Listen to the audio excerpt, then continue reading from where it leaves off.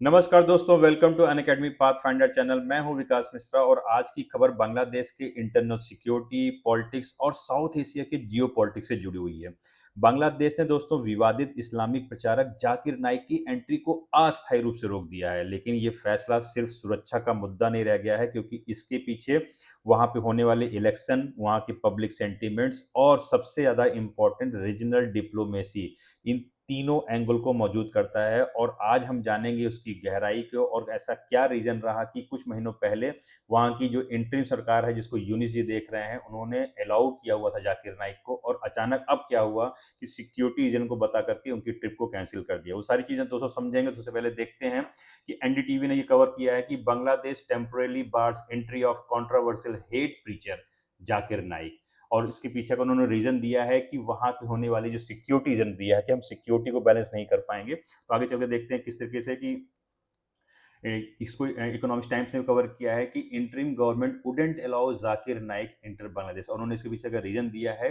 उन्होंने बताया है कि बांग्लादेश में अभी चुनाव होने वाले हैं, उस चुनाव होने का वहाँ की जो इन्फोर्समेंट है, जो वहाँ की फोर्सेज हैं, वो उसको कंट्रोल कर रही हैं, वहाँ के क्राउड को। अगर जाकिर नाइक आ जाते हैं तो उन्होंने देखिए एकदम प्रॉब्लली बताया है कि अगर जाकिर नाइक आते हैं तो a large number of law enforcement person will be needed to control the crowd. तो इतनी ज्यादा भीड़ आ जाएगी तो उस भीड़ को कंट्रोल करने के लिए वहां पे फोर्सेस को डिप्लॉय करना पड़ेगा, और उतनी ज़्यादा फोर्सेस नहीं है, क्योंकि अभी फोर्सेस जो काम कर रही हैं वहाँ के चुनाव को पीसफुल कराने के लिए करा रही है। ये तो रहा एक डिप्लोमेटिक आंसर।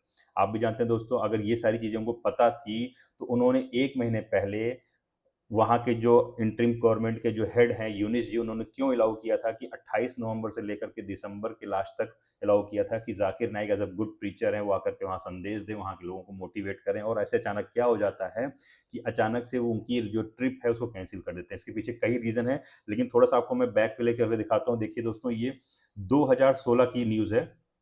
और 2016 की न्यूज़ ये है कि देखिए ढाका में अटैक हुआ था। ढाका में जो टेररिस्ट अटैक हुआ था, और उस अटैक में कुछ टेररिस्ट ने ये स्टेटमेंट भी दिया था कि उन्होंने जो ये अटैक किया है उसके पीछे का जो मोटिवेशन फैक्टर था वो जाकिर नाइक था। और वहाँ के लोग देख किस तरीके से वहाँ पे विरोध कर रहे थे। और उसके तुरंत बाद ही बांग्लादेश ने इनकी जो इस्लामिक टीवी थी, जो उसको बैन कर दिया था, जिसका नाम था पीस टीवी। उसको हिंदुस्तान में तो बैन किया गया था, साथ में ढाका में बैन किया गया था, और साथ ही उनकी भी एंट्री वहाँ पे बैन कर दी गई थी। तो ऐसा आज 9 साल बाद क्या हो गया कि बांग्लादेश की गवर्नमेंट को ये प्रीचर जाकिर नाइक इतने पसंद क्यों आने लग गए, और उन्होंने उनको अलाउ कर दिया इलेक्शन के टाइम पे। तो आइए चल के देखते हैं दोस्तों किस तरीके से ये पूरी कहानी बनती है। उससे पहले हम देखते हैं कि यूपीएससी आपकी तैयारी को आसान करने के लिए आपके लिए ला रहा है मंथली करंट अफेयर्स की मैगजीन प्रोवाइड करा रहा है, वीकली न्यूज एनालिसिस, एनसीईआरटी के नोट्स, प्रीवियस ईयर के क्वेश्चन, करंट अफेयर्स की पीडीएफ, और साथ ही दोस्तों आपको फ्री में प्रीलिम्स मॉक टेस्ट प्रोवाइड करा रहा है। और दोस्तों आप इन नंबर पर कॉल करके हमारे जो डेडिकेटेड काउंसलर्स हैं उनसे बात कर सकते हैं, और अपनी यूपीएससी की तैयारी को आसान करने के लिए सारे क्वेश्चन डाउट क्लियर कर सकते हैं। अगर दोस्तों आप हमारे दिल्ली, पटना, प्रयागराज, इंदौर और जयपुर या चेन्नई या इंदौर ऐसे हमारे सेंटरों से बिलोंग करते हैं, तो डायरेक्टली आप हमारे ऑफलाइन सेंटर पर जा करके वहाँ पे अपने डाउट्स को क्लियर कर सकते हैं। तो चलिए दोस्तों, आगे चलने से पहले देख लेते हैं कि क्या रहा इसके पीछे का इतिहास, और जाकिर नाइक के साथ ऐसा क्या एग्जैक्टली हुआ है। देखिए दोस्तों, बांग्लादेश के जो गृह मंत्रालय में हुई एक उच्च स्तर की बैठक में यह निर्णय लिया गया कि जाकिर नाइक को फिलहाल बांग्लादेश में प्रवेश की अनुमति नहीं दी जाएगी।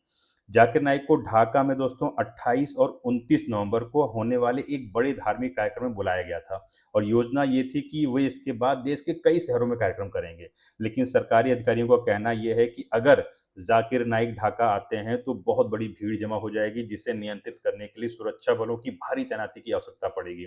और फिलहाल बांग्लादेश चुनाव से ठीक पहले की संवेदनशील स्थिति में, जहां सुरक्षा बल पहले से ही चुनावी सुरक्षा में पूरी तरीके से व्यस्त हैं, इसलिए प्रशासन ने कहा है अभी नहीं, चुनाव के बाद स्थिति के अनुसार देखा जाए। दोस्तों देखिए, ये जो डिप्लोमेटिक वर्ड है ना, not at this moment, we will reconsider after the election depending upon the condition.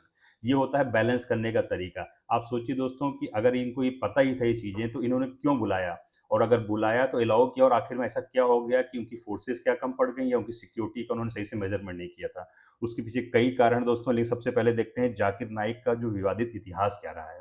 आप जानते हैं दोस्तों कि जाकिर नाइक का नाम लंबे समय से विवादों से जुड़ा रहा है। 2016 में मैंने आपको बताया कि ढाका की होली आर्टिसन बेकरी आतंकवादी हमले के बाद भारत ने उन पर उग्रवादी विचार फैलाने और कट्टरपंथ को बढ़ावा देने के आरोप लगाए थे। और उसके बाद दोस्तों आपको बता दूं, भारत ने उनका जो पीस टीवी था उसको कंप्लीटली बैन कर दिया था। India ban his peace TV channel और एनआईए ने उन पे मल्टीपल चार्जशीट फाइल कर दिया था और नाइक इसके कारण उसको हिंदुस्तान छोड़ के जाना पड़ा था और उसने दोस्तों मलेशिया में रेजिडेंसी ले लिया था।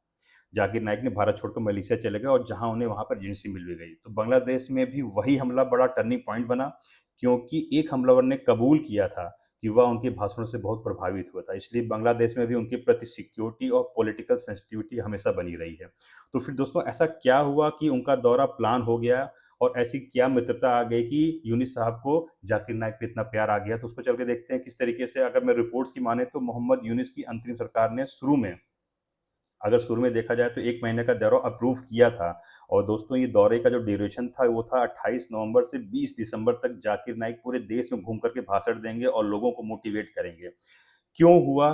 कुछ धड़ों का मानना है कि जनता का बड़ा वर्ग उन्हें सुनने तो आता और यह राजनीतिक संवाद, धार्मिक आउटरीच और सामाजिक सपोर्ट बिल्डिंग का अवसर हो सकता था। लेकिन दोस्तों जैसे-जैसे आपको पता है चुनाव नज़दीक आते गए, ये सेंसिटिविटी बढ़ती गई और वहाँ की सरकार को पता चल गया कि अगर ज़ाकिर नाइक आते हैं, तो हमले या विद्रोह भी हो सकता है।